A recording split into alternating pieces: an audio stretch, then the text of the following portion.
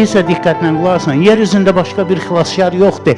Bir xilaskar var, onun adı İsa'dır.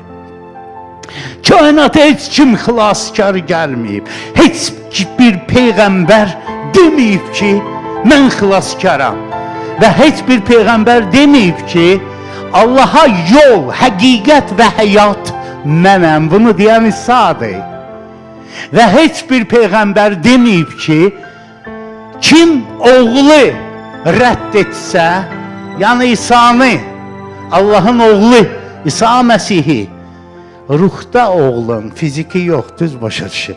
Allahın fiziki oğlu ola bilməz. Kim İsa'nı rədd etsə, Allahın qəzəbi o adamın üstündədir. Çünki hamımız günahkarıq.